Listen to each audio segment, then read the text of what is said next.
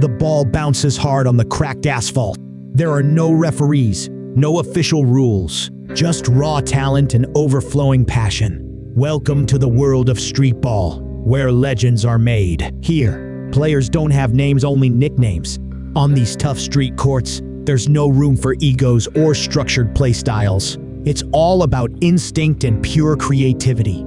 For decades, this street basketball thrived in the most humble places, far from the spotlight and big leagues.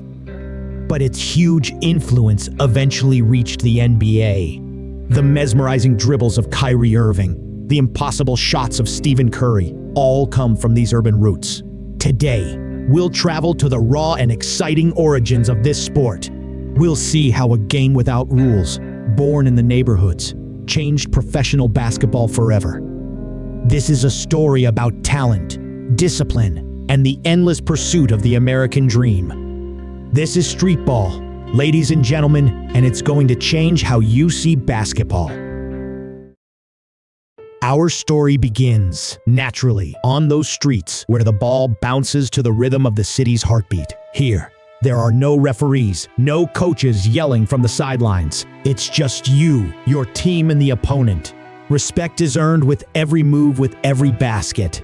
In streetball, the rules are different. There are no free throws, no timeouts. If there's a foul, the ball changes hands and the game continues. The golden rule is simple. No blood, no foul. It's a tough game, but it's this toughness that shapes the player's character. It's a world where nicknames are as important as real names, where Hot Sauce, the Professor, and Skip to My Lou are seen as living legends. But streetball isn't just about individual talent. It's also a cultural expression, deeply rooted in the African American community. It's an art form, a way to show identity and resilience against hardships. On the streetball courts, young people find an escape, a way to channel their energy and frustrations. It's a place where they can shine, where they can be themselves without restrictions. At first glance, streetball and NBA basketball might seem like twin brothers. After all, the goal is still to get the ball in the hoop. But if you look closer, you start to see the differences, subtle but deep, that separate these two worlds. In the NBA, everything is structured. There are practiced plays and carefully planned strategies. Coaches shout instructions from the sidelines and referees watch every move. It's a game of precision, discipline, and teamwork refined to perfection. Streetball, on the other hand, is pure controlled chaos. There are no set plays, no complex strategies. It's all about your individual skill, your creativity, and your ability to improvise on the spot. It's a game of instinct and daring. A streetball player, raised on the tough city courts, sees a huge contrast when they first enter an NBA practice. There, every move is watched closely. Every pass, every shot, every dribble has to fit into a bigger plan. For someone used to the freedom of streetball, it can feel like trying to breakdance in a ballet tutu. Take Allen Iverson, for example.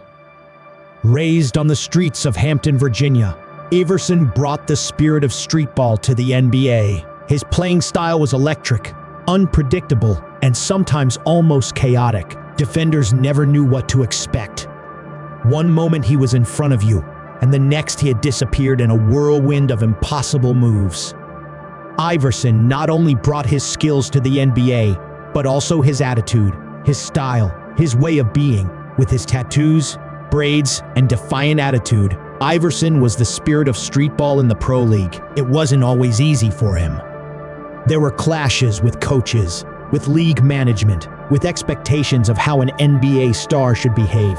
But none of that mattered. Iverson stayed true to himself, and in the process, he changed the face of the league. But Iverson wasn't alone. Over the years, we've seen many players bring elements of streetball to the NBA. And in this evolution, the AND1 Mixtape Tour played a crucial role in merging streetball with conventional basketball. From its start in 1998 to its end in 2008, this traveling show became a cultural phenomenon, bringing the style and energy of street hoops to a broader audience. With its streetball segments on ESPN2 and popular highlight DVDs, and one introduced millions to a style of play previously seen only on urban courts. Players like Rafer Alston, known as Skip to My Lou on the streets, successfully transitioned from the AND1 Mixtape Tour to an 11-year career in the NBA. And Jason Williams, nicknamed White Chocolate for his flashy style and incredible passes, grew up playing streetball in West Virginia and brought that style to the NBA. His behind-the-back passes and dazzling moves were all streetball, now on the professional stage. These players, and many others like them, have added excitement, flair, and a surprise element that has made the game more thrilling for fans. But the influence of streetball on the NBA goes beyond just the moves on the court. It has also shaped the culture surrounding the game. Style, music, attitude, all of these have their origins in streetball culture. Nowadays, we might take these aspects as natural, but it wasn't always this way. There was a time when the league tried to distance itself from the more street aspects of the game, fearing it would damage its image. However, over time, the NBA has embraced this influence, recognizing it as a vital part of what makes basketball so exciting and culturally relevant. But there's also a downside to this story. Have you noticed that there aren't many streetball players in the NBA? Well, you should know that for every streetball player who successfully makes it to the NBA, there are dozens who don't. And in that contrast, in the gap between dream and reality, there are important lessons to be learned about sports, society, and the American dream. The truth is, making the leap from streetball to the NBA is one of the toughest in the world of sports. It's not just a matter of skill. Many streetball players have skills that rival or even exceed those of NBA players in certain aspects. But professional basketball requires much more than just skill. So, what does it take for them to achieve the American dream? There are a few things that people who want to officially wear the NBA logo need to keep in mind. Firstly, there's the issue of discipline. In streetball, you can play however you like. If you want to try a fancy pass every time, no one stops you. If you prefer offense over defense, that's your choice. But in the NBA, each player has a specific role within the team. You need to learn to adapt your game to fit the team's strategy. Then there's the matter of physical preparation. Streetball can be intense, but games are usually short and irregular. The NBA, however, demands a level of fitness that many streetball players lack. We're talking about 82 games in a regular season, plus playoffs. These games last 48 minutes each, sometimes with overtime. And all of this involves constant travel, staying in hotels, often away from home for weeks at a time. And let's not forget the mental pressure. In streetball, if you have a bad day, you can try again tomorrow. In the NBA, a poor performance can lead to negative press, criticism from fans on social media, and pressure from coaches and team management. It's a level of scrutiny that many streetball players have never faced. But perhaps the biggest challenge is simply the lack of exposure and opportunities. Many incredibly talented streetball players never get noticed by NBA scouts. They don't have the means to attend top-tier camps or compete in AAU tournaments where scouts typically discover talent. Without that exposure, no matter how skilled they are, it's extremely difficult to break into the NBA. That's why we see so few players successfully transition from pure streetball to the NBA. Even those who do, like Rafer Alston, often do it after going through the college basketball system, where they acquire the necessary skills for playing in a structured team environment. But hey, that doesn't mean streetball talent isn't valuable. In fact, many NBA players incorporate streetball elements into their game. The difference is, they've learned to use these skills effectively within a structured team framework.